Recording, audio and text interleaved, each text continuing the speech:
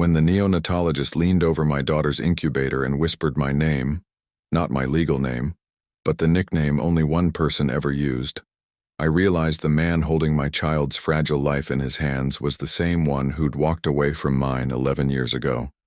The NICU smelled like antiseptic layered over something faintly sweet, breast milk warming in tiny bottles maybe, and the light had that bluish fluorescent quality that made everyone look slightly unreal. Mara stood at the edge of the room wearing a hospital gown 3 sizes too large, wristband still tight from delivery 6 hours earlier.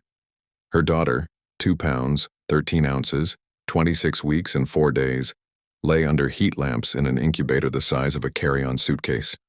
Tubes snaked from the baby's nose. IV lines taped to skin so thin you could see the veins branching underneath. The ventilator clicked in rhythm. She'd been told not to touch yet, not to lift the plexiglass lid, not to expect anything resembling a normal newborn experience. Just wait. Just hope. Just pray the lungs would develop faster than the infection could spread. A tall figure in navy scrubs entered through the double doors, surgical mask hanging loose around his neck, stethoscope draped like a scarf. Mara barely glanced up. Another specialist. Another round of careful phrasing designed not to promise what medicine couldn't guarantee. But then he stepped into the light near the incubator, close enough that she could see the scar above his left eyebrow, faint and silvered with age. The same scar he'd gotten sophomore year when they'd borrowed her roommate's car to drive to the coast and he'd hit his head on the door frame climbing out to chase her down the beach. He reached for the clipboard hanging on the incubator's side rail. His fingers, long, steady, the kind of hands you'd want working on something impossibly delicate, traced the notes left by the previous shift. Then he looked up, back down, but it was enough. Recognition flared between them like a match struck in a dark room. Miss Harper? His voice was lower than she remembered, rougher around the edges. She nodded, unable to form words. Her legal name was Mara Elizabeth Harper, but he'd called her something else entirely back when they'd spent weekends at the campus coffee shop, arguing about whether consciousness could ever be reduced to neurochemistry. Back when he'd promised her nothing mattered more than what they were building together. I'm Dr. Cross. I'll be overseeing your professional. Distant. They were strangers meeting over a broken appliance, not two people who'd once planned a future that included hiking the Appalachian Trail and adopting rescue dogs and maybe, someday when the loans were paid off, having kids of their own. Mara swallowed hard. You're the neonatologist? One of them. I specialize in respiratory distress cases. He tapped the clipboard. Your daughter's stats are ventilators doing most of the work right now, and we're seeing some fluid accumulation that suggests her lungs aren't clearing properly. She forced herself to focus on the words, not the way his jaw tensed when he said, concerning, the same micro-expression he used to make when he was worried but didn't want to admit it. What does that mean? It means we need to monitor her closely over the next 48 hours. If inflammation doesn't decrease, we may need to consider a more aggressive intervention. He paused, then added, I'll be here. That last part wasn't necessary. It wasn't clinical. It was personal, and they both knew it. Mara felt something crack open in her chest. Not hope exactly, but something adjacent. Fear mixed with the ghost of a memory. His hand in hers, walking across campus at 2 a.m. because neither of them could sleep, and the library was always open, and they'd rather be together than apart, even if it meant doing nothing more than sitting in adjacent chairs reading textbooks they'd both forget by graduation. Thank you, she managed. He nodded once, then turned back to the incubator, adjusting a dial on the ventilator so subtly she almost missed it. But the machine's rhythm changed. Slower, gentler, and the baby's tiny chest seemed to rise a fraction easier. The rules were established without negotiation. Dr. Cross laid them out the next morning when Mara returned from the lactation room with a small bottle of colostrum labeled with her daughter's patient number. Protocol is clear, he said, standing near the window where the early light made his scrubs look almost gray. I can't be your primary point of contact if there's any prior relationship that might compromise my judgment. Hospital policy. We don't have a relationship. The words came out sharper than she intended. We haven't spoken in 11 years. Doesn't matter. Perception is the issue. He crossed his arms, and for a moment she saw the boy he used to be, stubborn, principled, unwilling to bend even when bending would have been easier. Dr. Patel will handle all major decisions and family communication. I'll consult, but I stay in the background. Mara set the bottle on the small table beside the incubator. And if I want you involved? Then you're asking me to risk my medical license for a situation that's already complicated enough. His voice softened, just barely. Your daughter needs the best care available. That means no conflicts of interest. No room for anyone to question whether I'm making decisions based on emotion instead of evidence.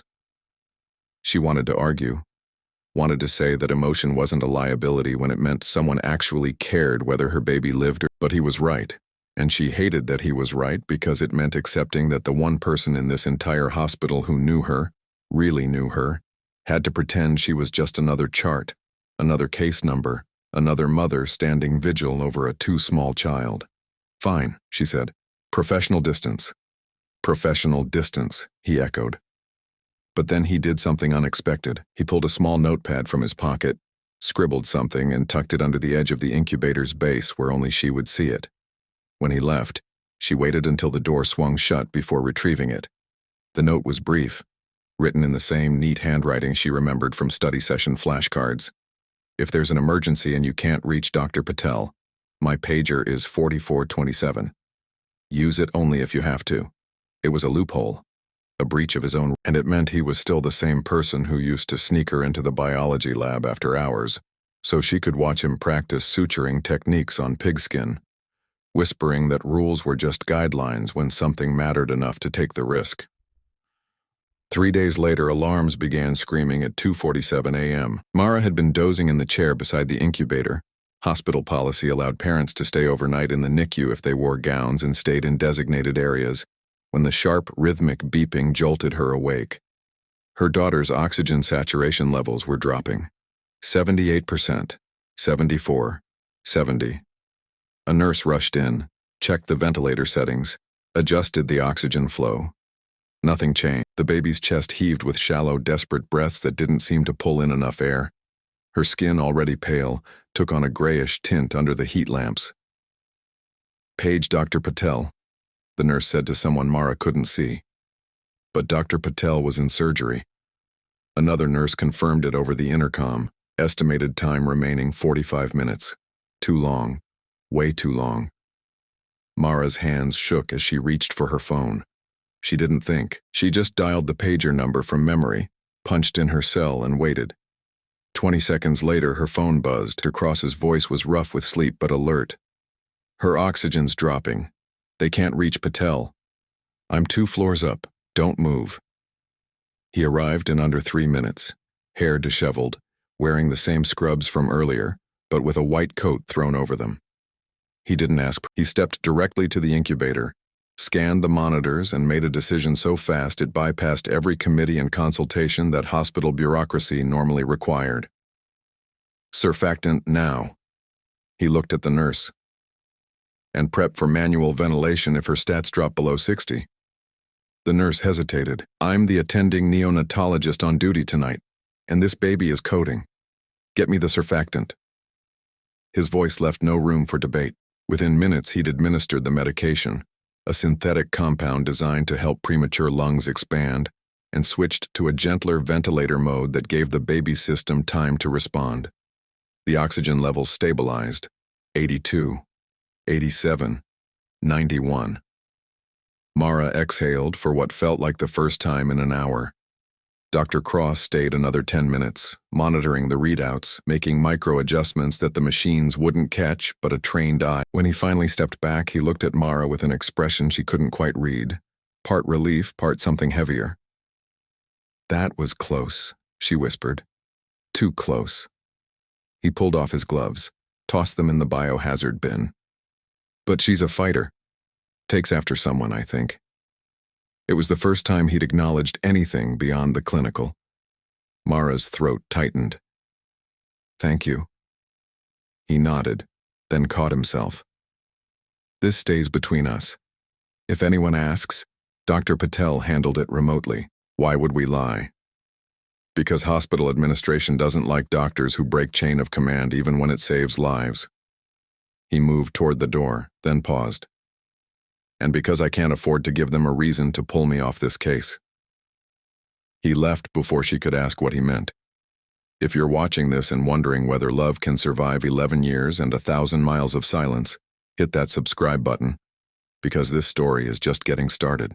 A week passed in the strange suspended time of the NICU, days that felt like months, nights that blurred into mornings with no clear boundary except the shift changes and the twice daily rounds. Mara learned the rhythms, the 6 a.m. blood draw, the 9 a.m. weight check, the 3 p.m. attending review. She learned which nurses would let her hold the baby during kangaroo care and which ones insisted on strict adherence to the minimal stimulation protocol. She learned that hope was something you rationed, because too much of it at once could break you when the monitors started beeping again. Dr. Cross kept his distance. Dr. Patel handled all communication, all decisions, all conversations about prognosis and timelines and the risk factors that no parent wanted to hear. But Mara noticed the small things, the way her daughter's ventilator settings were always optimized before rounds, before Dr. Patel officially ordered them, the way the nurses sometimes mentioned the tall doctor who came by at odd hours, without specifying which tall doctor they meant. On the 8th day, Mara's mother arrived from Ohio. She was a compact woman with steel gray hair and a tendency to treat medical crises like logistical problems that could be solved through sheer organizational force. She swept into the NICU with a canvas bag full of frozen meals, a 3-ring binder for tracking the baby's stats, and a list of questions printed from a parenting forum she discovered at 2 in the morning. "Where's the lead doctor?" she asked, scanning the room like she was evaluating a hotel that didn't meet her standards. "Dr. Patel. She'll be here for afternoon rounds." "And who's this?" Her mother gestured toward Dr. Cross, who'd just entered to check on another patient across the room. Mara's pulse spiked. One of the specialists. But her mother had always been too perceptive for comfort. She watched Dr. Cross move through the space with the ease of someone who belonged there, who knew exactly where every piece of equipment was kept and which monitor to check first. Then she looked at Mara with the same expression she'd worn when Mara had tried to hide a failed calculus exam sophomore year of high school. "That's him, isn't it?" "Mom, the one you used to talk about, the one who left for California." Mara didn't answer, which was answer enough. Her mother's jaw tightened, and for a terrible moment Mara thought she might march across the room and confront him directly. But instead, she set down her canvas bag and spoke in a voice that was quieter than her usual volume but somehow more intense. "Does he know?" "Know what?" "That she's not just any patient, that she's your daughter, that you've been doing this alone." Mara, she hadn't thought about it in those terms, hadn't framed the situation as something he needed to know about, as opposed to something that had simply happened while they were living separate lives in separate cities. But her mother was right. He didn't know the full story, didn't know about the relationship that had ended badly, about the years of silence, about the phone call 6 months ago when Mara had thought about reaching out and then decided against it, because what was the point of reopening old wounds? Before Mara could respond, Dr. Cross finished with his other patient and headed toward their section of the NICU. He moved with purpose, and when he reached the incubator, he did what he always did. Checked the monitors, scanned the chart, made a small adjustment that no one else would notice. But this time, Mara's mother was standing right there, and she didn't step aside. "Dr. Cross?" Her voice was polite but firm, the tone she used when she wanted answers and wouldn't accept deflection. He looked up, surprised. "Yes?" "I'm Eleanor Harper, Mara's mother." She extended her hand and he shook it automatically, his expression carefully neutral. "I wanted to thank you for taking such good care of my granddaughter." "It's my job, Mrs. Harper." "I'm sure it is. But I also know that jobs don't usually involve showing up at 3 in the morning when you're not on call." She smiled, but it was the smile of someone who'd already won an argument. "Mara's mentioned you're very dedicated." Mara wanted to sink through the floor. This was exactly the kind of situation Dr. Cross had been trying to avoid. The blurring of professional boundaries, the implication that his care was motivated by something other than medical expertise. But her mother wasn't wrong. He was dedicated. He did show up at odd hours, and the nurses did talk about him in ways that suggested they'd noticed the extra attention. Dr. Cross's expression didn't change, but something in his posture shifted. Your granddaughter is in a critical stage of development. It's important to monitor her closely. Eleanor's smile softened, and for the first time, Mara saw a flicker of genuine warmth in her mother's eyes. I'm sure you're very good at your job, and I'm very grateful my daughter has someone who cares enough to be thorough. It was a gift, that word. Thorough. It gave him an out, a way to accept the thanks without acknowledging the subtext. He took it. We're doing everything we can, he said quietly. Then he nodded to both of them and moved on to the next patient. When he was out of earshot, Eleanor turned to Mara. He's still in love with you. Mom, stop. I'm not blind, and neither are you. The question is, what are you going to do about it? The complications started on day 12. Not with alarms or emergency pages, but with a single line in the morning report that Dr. Patel delivered with the kind of careful calm that made every parent in the NICU hold their breath. We're seeing some unusual inflammation in the lung tissue. It's not responding to the standard anti-inflammatory protocol. Mara gripped the edge of the incubator. What does that mean? It means we need to run more tests and possibly adjust her treatment plan. Dr. Cross has suggested a procedure called high-frequency oscillatory ventilation but it might help clear the fluid buildup. Is it safe? Dr. Patel hesitated, and that hesitation told Mara everything she needed to know. Nothing in the NICU was truly safe. Every decision was a gamble with unequal odds. It's the best option we have right now, Dr. Patel finally said. After she left, Mara stood alone with her daughter, watching the tiny chest rise and fall with mechanical precision. She thought about calling her mother, who'd gone back to the hotel to sleep. Thought about calling the baby's father, though father was a generous term for a man who'd made it clear he wasn't interested in parenthood when Mara told him she was keeping the baby. Thought about calling anyone who might have advice, comfort, or at least the illusion of control in a situation where control was a fantasy. Instead, she waited until the evening shift changed and crossed in the hallway outside the NICU. He was reviewing charts on a tablet, his reading glasses, new since college, perched on his nose in a way that made him look older and somehow more real than the memory she'd been carrying for 11 years. Can we talk? She asked. He glanced up, then around, checking for witnesses.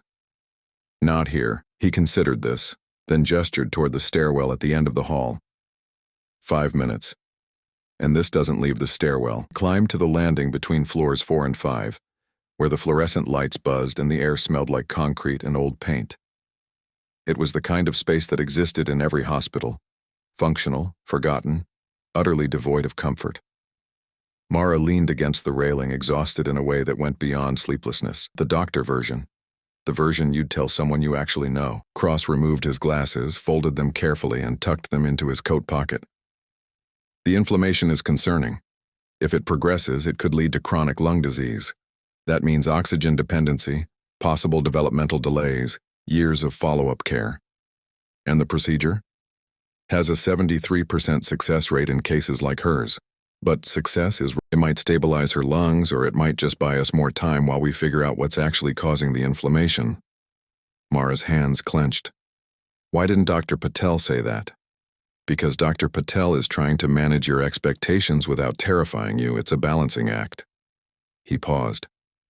I'm not good at balancing acts. You used to be. The words slipped out before she could stop them, and she saw him flinch, barely. But it was there. You balanced pre-med and research and us all at the same time. You made it look easy. It wasn't easy. His voice was quiet, almost lost under the buzz of the lights. It was impossible. Something had to give. And it was us. It was everything. He looked at her then, really looked at her, and she saw the exhaustion in his eyes. The weight of 11 years spent building a career that required him to make impossible choices on a daily basis. The fellowship in California was the opportunity, but I also couldn't ask you to come with me, because you had your own plans, your own life. So I chose, and I've been living with that choice ever since. Mara wanted to be angry, wanted to tell him that choosing was exactly the problem, that love wasn't supposed to be a zero-sum game where someone always lost.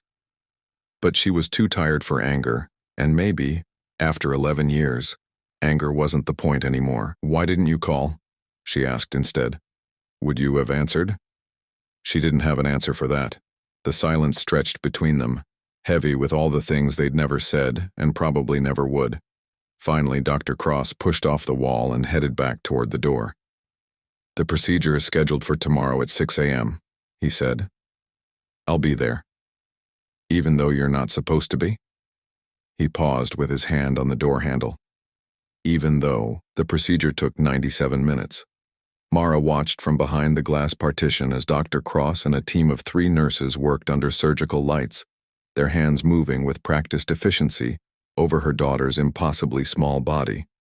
The high-frequency oscillatory ventilator looked like something from a science fiction film, all chrome and digital displays and tubes that vibrated at rates too fast for the human eye to follow. She couldn't hear what they were saying, but she could read the body language: tense shoulders, quick glances at monitors, the slight pause before someone made an adjustment.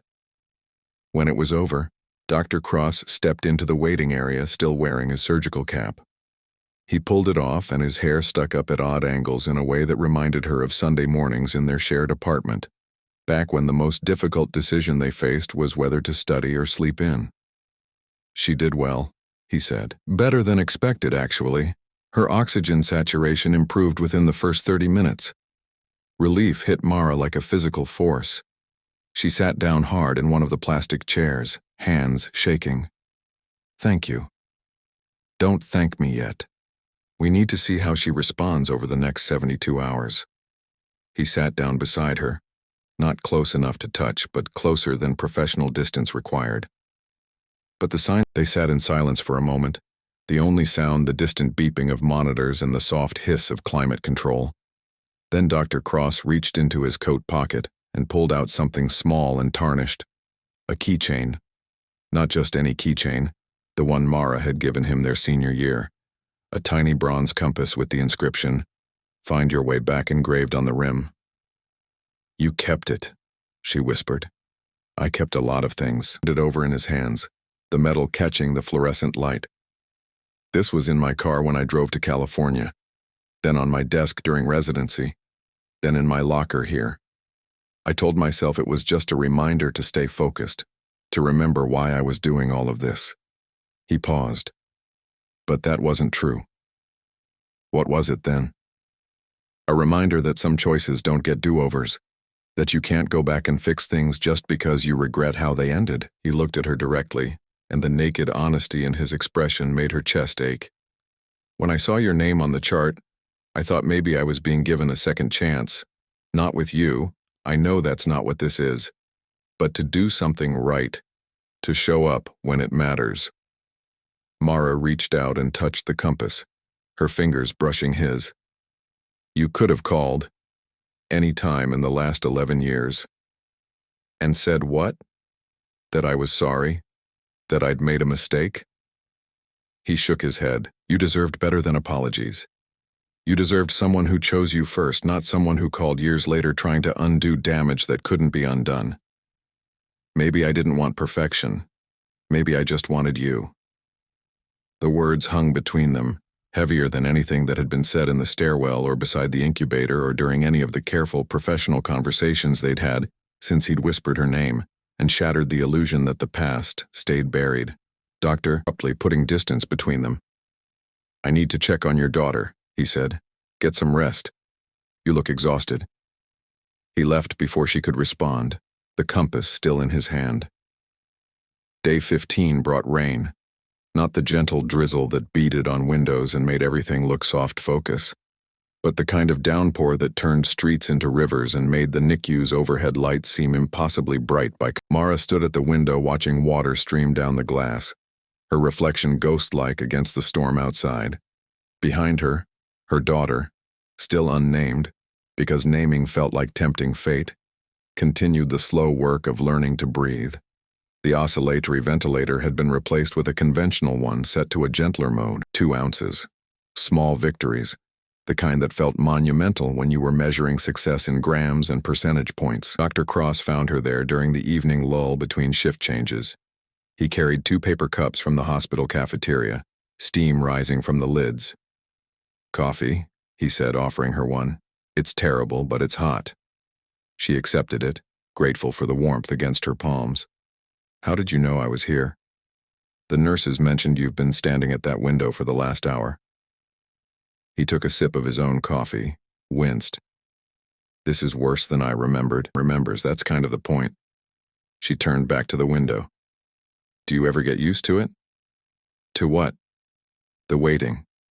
The not knowing. The constant feeling that everything could fall apart at any second." He was quiet for a long moment. When he finally spoke, his voice was lower, rougher around the edges. "No. You learn to function in it.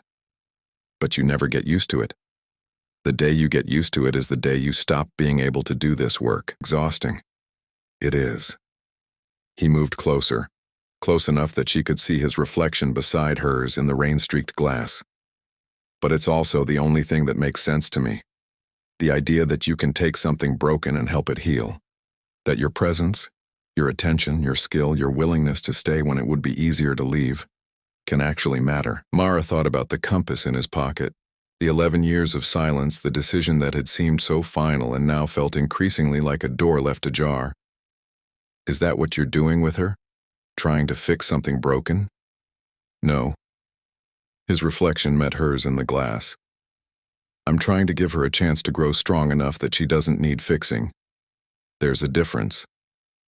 Before Mara could respond, he did something unexpected, gently took the coffee cup from her hand, set both cups on the windowsill, and then, carefully giving her time to pull away, pulled her into a hug. It was brief, chaste, something terrible. But his hand lingered at the small of her back, and when he stepped away, there was something in his expression that looked like grief mixed with hope. "You're doing everything right," he said quietly. "She's lucky to have you." Then he picked up the coffee cups, handed hers back, and returned to the floor as if nothing had happened.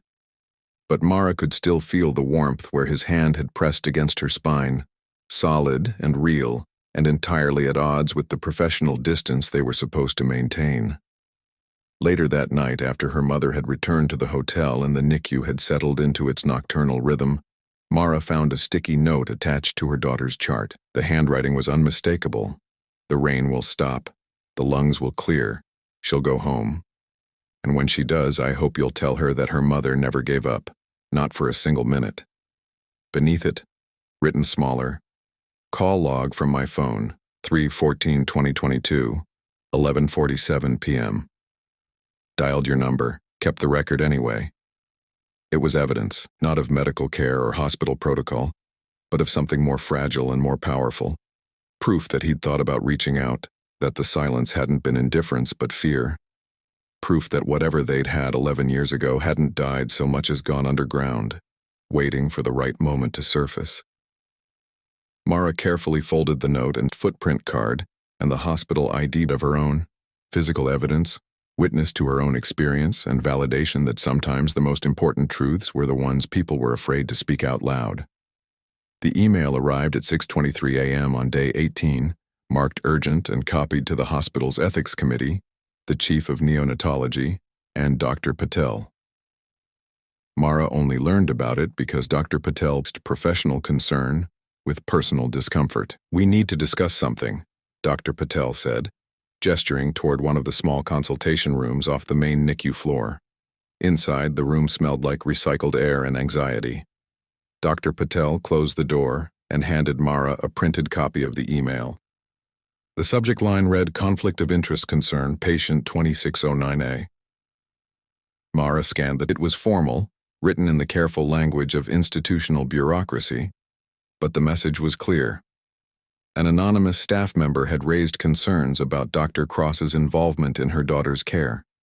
The email cited unusual attention, off-hours consultations, and treatment decisions that deviated from standard protocol. It stopped short of accusing him of malpractice, but the implication was there. His judgment was compromised, his objectivity questionable, his presence a liability. Who sent this? Mara, the system allows staff to report concerns without identifying themselves. Dr. Patel's tone was carefully neutral. The Ethics Committee is required to investigate any allegation that suggests professional boundaries may have been violated. He saved her life. Twice. Mara, the reason she's still breathing. I know, and his medical decisions have been sound. More than sound, actually. But the hospital has policies for a reason. If there's a pre-existing relationship between a physician and a patient's family, it creates a conflict of interest. The rules are designed to protect everyone involved. So what happens now? Dr. Patel hesitated. The committee will review Dr. Cross's involvement in your daughter's care. They'll interview staff, examine his treatment notes, and determine whether his actions fell within acceptable parameters. During the investigation, he's been asked to step back from this case. The words hit Mara like a physical blow. You're removing him? Not permanently. Just until the review is complete. Dr. Patel softened slightly. I promise you, your daughter will continue to receive excellent care. I'll be overseeing everything personally, and we have other highly qualified specialists on staff. Mara looked down at the email again, reading the timestamps and citation numbers. March through October 2025. Off-hours consultations documented at 2:47 a.m., 4:15 a.m., 11:38 p.m. Treatment deviations noted on days 8, 12, and 15. Each instance listed with clinical precision, stripped of context, presented as evidence of something inappropriate rather than proof of dedication. Can I see him? She asked. Before he's removed? That's not advisable. The committee. I don't care what the committee advises. Dr. Patel studied her for a long moment, then nodded. He's in the residence lounge on the 6th floor. But make it quick and don't discuss the investigation. Anything you say could be used in the review. Mara found him exactly where Dr. Patel said he'd be, sitting in a worn armchair with a medical journal open on his lap, though he clearly wasn't reading it. He looked up when she entered, and the exhaustion on his face told her he'd already been informed about the email. You shouldn't be here, he said quietly. Neither should you. She closed the door behind her. They're investigating you because of me. They're investigating me because I broke protocol. That's on me, not you. He set the journal aside. I knew the rules. I chose to ignore them anyway. Because my daughter needed you. Because I couldn't walk away. His voice cracked slightly on the last night. I told myself I'd stay in the background, let Dr. Patel handle everything, maintain professional boundaries like I was supposed to. But every time I saw her stats drop or heard an alarm go off, I couldn't stay away. And now that's going to cost me. What will they do? Best case? A formal reprimand on. They pull my privileges here and I have to find work at another hospital. He ran a hand through his hair. Either way, I can't be your daughter's doctor anymore. Mara sat down in the chair across from him. Do you regret it? Helping her? No. The answer was immediate, certain. I regret that my helping her put both of us in this position. But I'd make the same choices again. Before she could respond, his pager buzzed. He glanced at it, then stood abruptly. I have to go. Another patient coding on 4. He was at the door when Mara spoke. The compass in your pocket, can I see it? He pulled it out, handed it to her without question. She turned it over, reading the inscription she'd chosen so carefully all those years ago. Find your way back. At the time, she'd meant it as encouragement. Find your way back to yourself, to your dreams, to the person you wanted to become. But now it felt like prophecy. Keep doing your job, she said, handing it back. Let me handle the ethics committee. Mara, you saved my daughter's life. If anyone's going to fight for you, it's me. This story is about to get even more intense. If you're invested in seeing how she proves his innocence, drop a comment below telling me what you think happens next. The Ethics Committee hearing was scheduled for day 23, held in a windowless conference room on the hospital's administrative floor. Mara wasn't invited. Family members weren't permitted to attend personnel reviews. but Dr. Patel gave her a summary afterward, in the same consultation room where they discussed the original complaint. It didn't go well, Dr. Patel said without preamble. Mara had been prepared for bad news, but the bluntness still stung. What happened? The committee reviewed all of Dr. Cross's interactions with your daughter's care. They found multiple instances where he overstepped his role as consulting physician, making treatment decisions that should have gone through me, administering medications outside standard protocol, spending time with your daughter during off hours when he wasn't officially on duty. Dr. Patel paused. They also found the note he left on your daughter's chart, the one about the phone call. Mara's stomach dropped. The sticky note, the evidence she'd thought was private, proof of his feelings rather than his professional misconduct. But of course the nurses had seen it. Of course someone had documented it. Everything in a hospital got documented. That's not evidence of anything except that he cared, Mara said. The committee disagrees. They see it as confirmation that his relationship with you compromised his objectivity. A formal suspension, 30 days without privileges followed by mandatory ethics training before he can return to patient care. 30 days. Mara's voice rose. For saving a baby's life? For violating hospital policy. I'm sorry, Mara. I pushed back as hard as I could, but the evidence is clear. He crossed boundaries that exist for good reasons. Dr. Patel's expression softened. He's a brilliant physician. One of the best I've worked with. Excuse breaking the rules. After Dr. Patel left, Mara sat alone in the consultation room trying to process what a 30-day suspension meant. Dr. Cross wouldn't just lose access to her daughter's case. He'd lose access to all his patients, all the premature babies and high-risk infants who depended on his expertise. 30 days in the NICU could mean the difference between life and death for some of those children. And it was happening because he'd chosen to help her. She thought about the compass, the phone call he'd never made, the 11 years of silence that had been broken in the worst possible way. She thought about the rules designed to protect people and the ways those same rules could become weapons when wielded without context.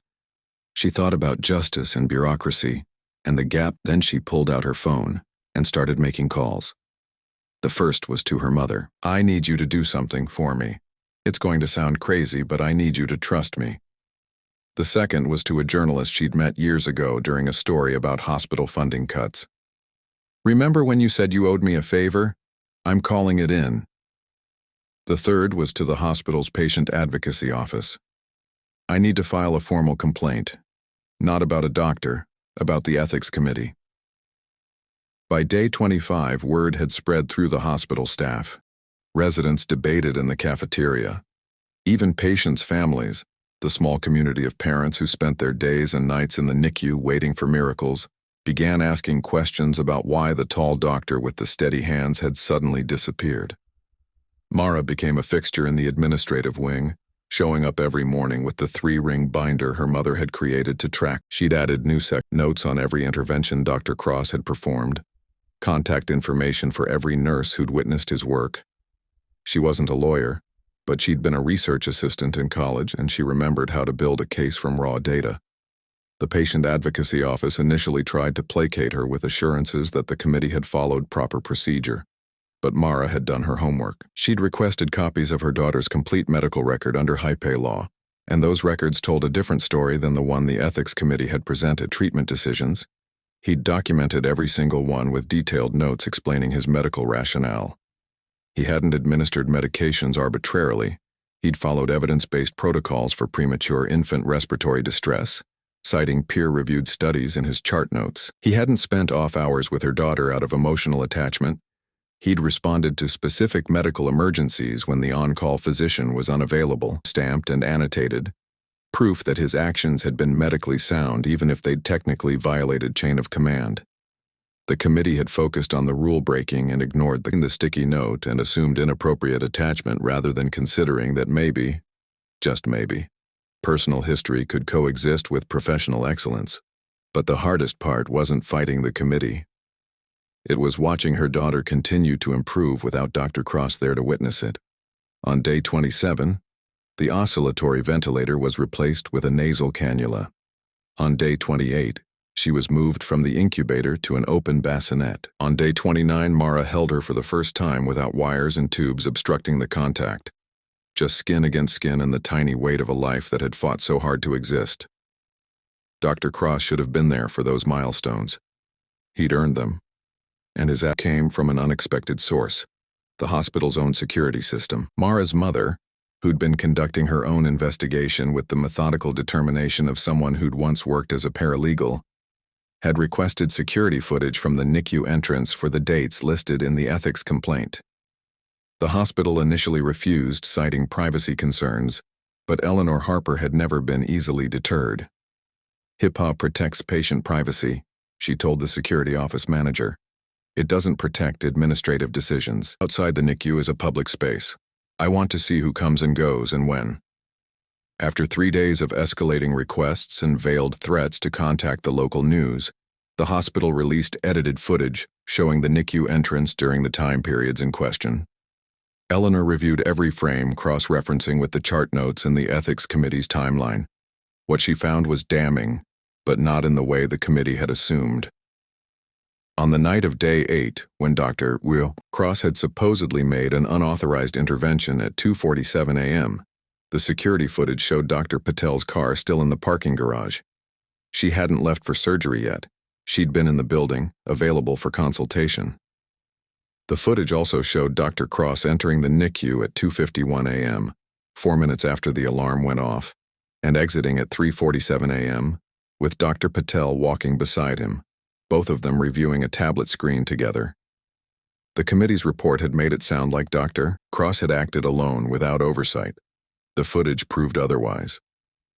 On day 12, when he'd supposedly deviated from standard protocol without authorization, the footage showed him entering the NICU with Dr. Patel at 7:15 a.m., before rounds officially started, and spending 43 minutes at Mara's daughter's incubator while Dr. Patel consulted with 2 other specialists. It hadn't been a unilateral decision.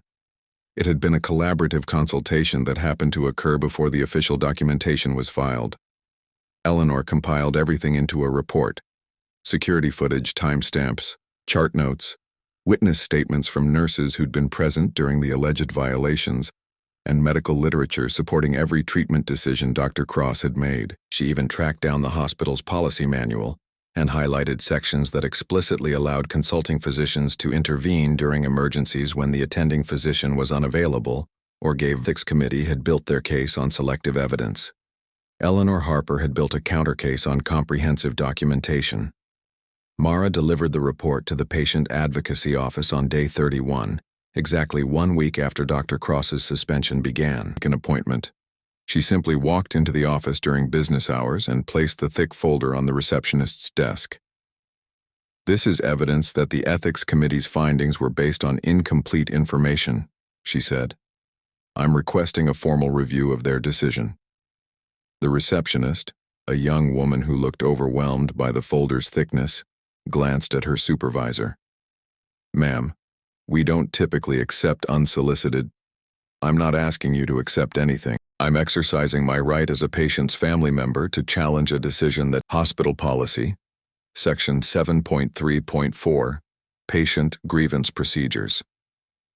Mara had memorized the relevant sections. "You can accept this report now, or I can deliver it to the hospital's board of directors. Your choice." The supervisor, a middle-aged man with tired eyes, stepped forward. "We'll review it. These things take time. My daughter spent 29 days fighting for every breath while Dr. Cross made decisions that saved her life. If the committee can suspend him in 3 days based on incomplete evidence, you can review complete evidence in the same time frame." Mara's voice was steady, but there was steel underneath. "I'll be back on Friday for your response." She left before they could object. The second piece of evidence came from an unexpected ally: the nurse who'd been present during the 2:47 a.m. emergency on day 8. Her name was Patricia Chen, and she'd worked in the NICU come and go, and she had opinions about which ones actually cared about their patients versus which ones were just completing their shift requirements. Patricia found Mara in the NICU family lounge on day 32. She sat down without preamble and handed Mara a manila envelope. "This is my written statement," Patricia said. I submitted it to the ethics committee during their initial review, but I don't think they read it very carefully. Inside the envelope was a typed document, single-spaced, 3 pages long. It detailed starting from the first night and continuing through his suspension. She documented his arrival times, his consultation conversations with Dr. Patel, his treatment rationale, and, most importantly, his adherence to medical protocols, even when those protocols were more conservative than what the situation required. "He's one of the good ones," Patricia said quietly. "The kind who remembers that every patient is someone's whole world." The committee made it sound like he was being reckless, but I was there. He was being "Why are you giving this to me now?" "Because I've been a nurse long enough to know that sometimes the right thing and the legal thing don't align. And because your daughter deserves to have punished for it." Patricia stood to leave, then paused. "Also because I heard you filed a grievance, and I wanted to make sure you had all the ammunition you needed." Mara added Patricia's statement to her growing file. She now had security footage, chart notes, witness testimony from a respected NICU nurse, and medical literature supporting every decision Dr. Cross had made. All she needed was the final piece of the triad, validation from an authority figure who couldn't be dismissed as emotionally involved. That piece came on day 34 from Dr. Richard Morrison, the hospital's chief of pediatrics, and a man whose reputation was built on 30 years of clinical excellence and administrative fairness. At a meeting with Mara in his office, not the consultation rooms or the administrative wing, but his actual office on the pediatrics floor. "Mrs. Harper," he said, gesturing to a chair, "I've reviewed your grievance and the supporting documentation." Mara sat, spine straight. And I'm troubled by several aspects of the ethics committee's findings. Not because they followed incorrect procedure, they did exactly what policy requires when a conflict of interest is, but because policy isn't always equipped to handle complex situations. He pulled out a folder, not Mara's report but his own notes. "I've practiced medicine for 3 decades. I've seen brilliant doctors make terrible decisions because they let emotion override judgment. I've also seen competent doctors refuse to go beyond minimum standards because they're afraid of making mistakes. Dr. Cross falls into neither." "So you're saying he was right?" "I'm saying his medical decisions were sound, his documentation was thorough, and his outcomes speak for themselves. Your daughter is alive and thriving because of interventions that required both expertise and courage. The committee was right to investigate the conflict of interest, but they were wrong to prioritize policy over patient outcomes." Dr. Morrison closed the folder. "I'm recommending the suspension be overturned and the reprimand be reduced to a notation in his file. He'll be required to complete ethics training, but he won't lose his privileges." Relief flooded through Mara so powerfully she had to grip the chair arms to stay steady. "When?" "The decision will be official by end of day Friday. But I wanted you to know first, because you're the reason we're taking a second look at this case. Your advocacy." Cross demonstrated something the committee missed, that his relationship with you didn't compromise his judgment. It strengthened his resolve to provide the best possible care.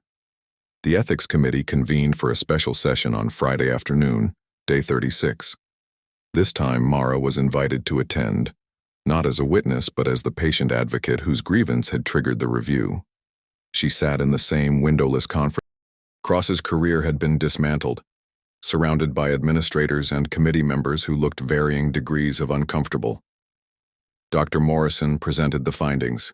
He walked through the security footage, the chart notes, Patricia Chen's statement, and the medical literature supporting each of Dr. Cross's decisions. He outlined the timeline discrepancies, the missing context, and the gap between what the anonymous complaint alleged and what the evidence. "The committee fulfilled its duty to investigate," Dr. Morrison said, his tone professional but firm. "However, the investigation was based on incomplete information that led to an overly punitive response. Dr. Cross's actions, while technically outside standard chain of command, were medically appropriate and ultimately beneficial to the patient." One of the committee members, a woman in her 50s with sharp eyes and sharper questions, leaned forward. "What about the personal note? The sticky note referencing a phone call from 2022? Mara stood before anyone could stop her. "That note is evidence that Dr. Cross has a conscience that he's capable of regret, of reflection, of caring about people beyond their role as patients. It's not evidence of compromised judgment, it's evidence of humanity. And if we're going to punish doctors for being human, we might as well shut down every hospital in the country. The room went silent. Dr. Morrison didn't tell her to sit down. Instead, he nodded slightly, an acknowledgement that she'd said what he couldn't as chief of pediatrics. Another committee member spoke. The policy exists to prevent exactly this kind of situation. Where do we draw the line between acceptable personal connection and inappropriate involvement? You draw it at patient outcomes, Mara said. My daughter is alive. She's breathing on her own. She's gaining weight. She's going to go home in a matter of weeks instead of months. And that's because Dr. Cross made decisions that other doctors might have been too cautious or too protocol-bound to make. If you want to punish excellence because it doesn't fit neatly into bureaucratic boxes, that's your choice. But don't pretend it's about protecting patients when it's really about protecting paperwork. This time, several committee members shifted uncomfortably. The chair, a stern-looking man in his 60s who'd presided over the original hearing, cleared his throat. Mrs. Harper, we appreciate your perspective. However, nothing. Mara pulled out her phone and set it on the table. I recorded every conversation I had with Dr. Cross from the moment he introduced himself, not to catch him in misconduct, but because I wanted to remember what he told me about my daughter's condition. Would you like to hear them? His voice filled the room, explaining respiratory distress syndrome in terms that were clear, without being condescending, outlining risks, without creating unnecessary panic, providing hope without making promises medicine couldn't keep. The night of the emergency, his calm instructions to the nurses, his explanation to Mara about what was happening and why, his reassurance that he would stay until her daughter was stable. Recording after recording, each one demonstrating professionalism, expertise, compassion. Not once did he reference their shared history. Not once did he make the situation about himself. Every word was focused on the patient, on the medicine, on doing what needed to be done. Mara looked at the committee chair. That's the doctor you suspended, not because he made mistakes, but because an anonymous complaint accused him of caring too much. So tell me, is caring too much really the problem we should be solving in a hospital? The committee chair was silent for a long moment. Then he turned to Dr. Morrison. The suspension effective immediately. Replace the formal reprimand with a notation requiring completion of ethics training within 90 days. Dr. Morrison's voice was steady.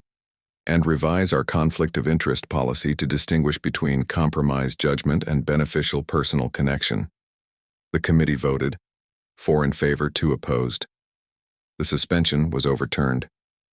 After the meeting ended, Mara walked back to the NICU in a daze. She'd won. Dr. Cross would get his privileges back, his reputation intact, his career restored. But the victory felt hollow, because he still wasn't there. 36 days, and she hadn't spoken to him since the residents' lounge conversation when he'd told her he'd make the same choices again. She found him in the NICU hallway, standing outside the double doors like he wasn't sure he was allowed to enter. He was wearing street clothes, jeans and a navy sweater instead of scrubs, and he looked younger somehow, less burdened. They told me the suspension was overturned, he said when he saw her. I wasn't sure I should believe it. Believe it. You're cleared to work. Mara stopped a few feet away, maintaining distance out of habit. Dr. Morrison presented the evidence. The committee voted to reinstate you. Because of you. Because of the truth. She paused. Your daughter's doing well, by the way.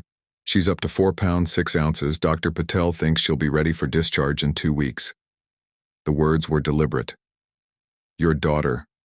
Not my daughter or the baby, but a claim of connection, an acknowledgement that his role went beyond medical intervention into something more personal and more permanent. Dr. Cross's expression shifted. Surprise, then understanding, then something that looked like cautious hope. Mara, I named her, Mara interrupted, while you were suspended. I'd been putting it off because naming felt like tempting fate, but I realized that was just fear talking, so I named her. She took a breath. Charlotte Eleanor Harper Cross. Charlie for short. He went very still.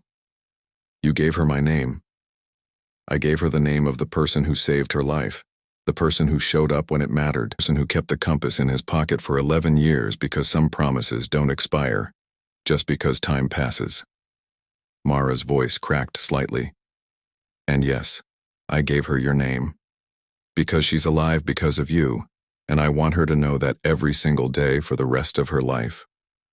Dr. Cross closed the distance between them in 3 strides and pulled her into a hug that was nothing like the careful, professional embrace by the window. This one was tight and desperate and full of 11 years of words they'd never said and choices they couldn't undo but maybe, finally, could move past. I'm sorry, he whispered into her hair, for leaving, for not calling, for letting fear win. I'm sorry too, for not fighting harder, for letting you go without making you promise to come back. She pulled away just enough to look at him.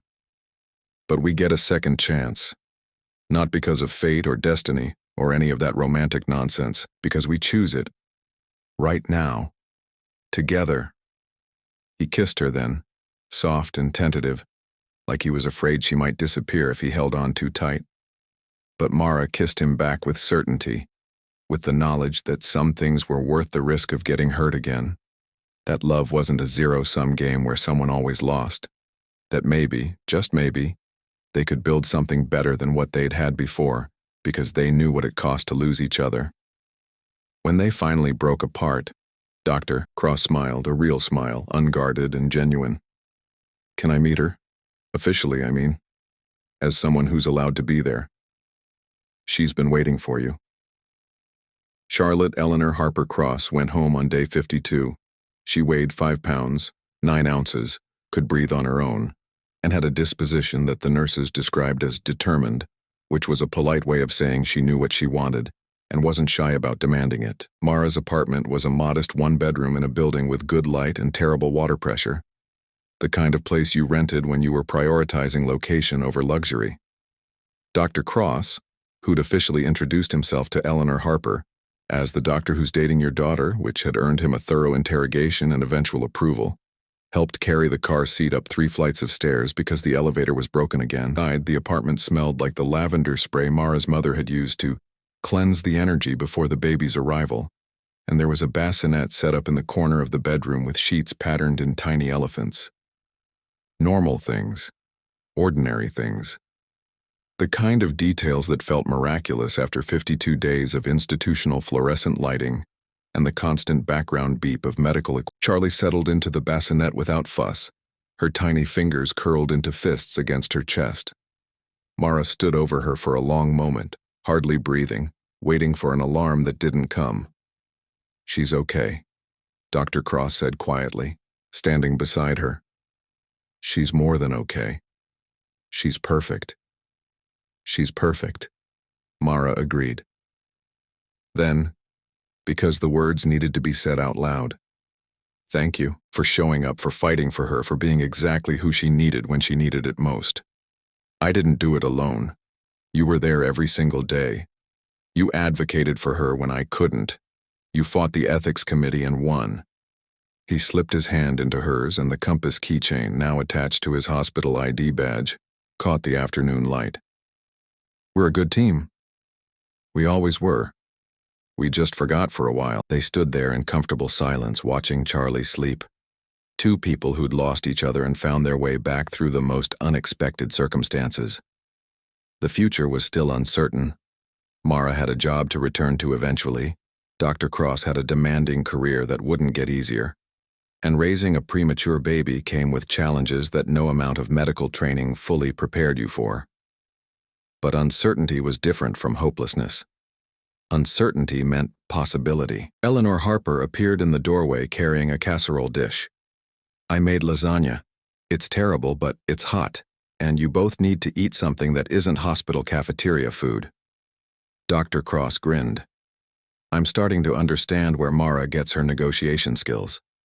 Flattery will get you nowhere, young man, but it might get you a second helping of lasagna. Eleanor set the dish on the kitchen counter, then came to look at Charlie. She has your nose, Mara. And his stubbornness probably. Genetically possible, Dr. Cross said.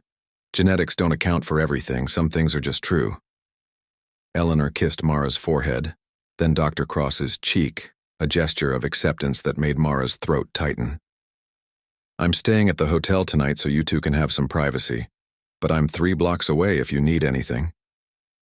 After she left, Mara and Dr. Cross ate terrible lasagna at the small kitchen table, while Charlie slept peacefully in the other. They talked about inconsequential things, shift schedules and pediatrician appointments and whether the building's elevator would ever get fixed.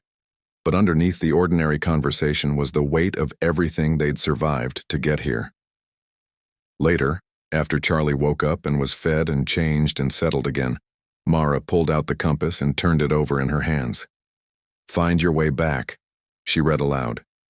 Took you 11 years, but you finally did it. We both did. Doctor took the compass and hung it on a hook beside the door. Not hidden in a pocket anymore, but visible. A reminder of where they'd been and what they'd learned. Some things are worth the long route. Mara thought about the journey that had brought them here. The mistakes and the silences, the fear and the courage, the institutional policies and the human hearts that persisted despite bureaucracy's best efforts to regulate emotion out of it. She thought about her daughter, who'd fought so hard to breathe, and the man who'd refused to let protocol prevent him from helping her fight. She thought about second chances and the radical act of choosing to trust someone who'd hurt you once, because forgiveness wasn't about forgetting. It was about building something new from the wreckage of what came before. What would you tell someone going through this? She asked. Someone facing impossible choices between following rules and doing what's right? Dr. Cross considered the question. I'd tell them that rules exist for good reasons, but they're not always equipped to handle the full complexity of human experience. That sometimes you have to trust your judgment even when it means risking consequences. That advocacy, real advocacy, requires courage, documentation, and a refusal to accept answers that don't serve the people you're fighting for. He paused. And I'd tell them that love isn't a liability. It's the thing that makes all the hard work worthwhile. Mara smiled. That's a good answer. I've had a lot of time to think about it. They stood together at the window, watching the city lights flicker on as evening settled over the buildings. Somewhere in the distance, ambulances wailed toward emergencies they couldn't see. Somewhere, other families were sitting in hospital waiting rooms hoping for miracles. Somewhere, doctors were making impossible decisions about care and protocol in the space between what medicine could do and what the human heart demanded. But here, in this modest apartment with terrible water pressure and good light, a baby slept peacefully in her bassinet, breathing on her own, surrounded by people who'd fought for her right to exist. 2 people who'd once lost each other stood together, choosing every single day to show up, to be present, to build something worth keeping. Charlie stirred slightly, made a small sound, then settled again, dusted her blanket with the careful precision of someone who understood how fragile life could be and how fiercely it needed to be protected. Welcome home, Mara whispered, and this time, she meant it. So here's the real question. If you were Mara, would you have fought the ethics committee or would you have let the system run its course? Drop a comment below. I want to hear what you would have done. And if this story moved you, hit that subscribe button because we've got more stories about courage, justice, and second chances coming your way. Thanks for watching, and I'll see you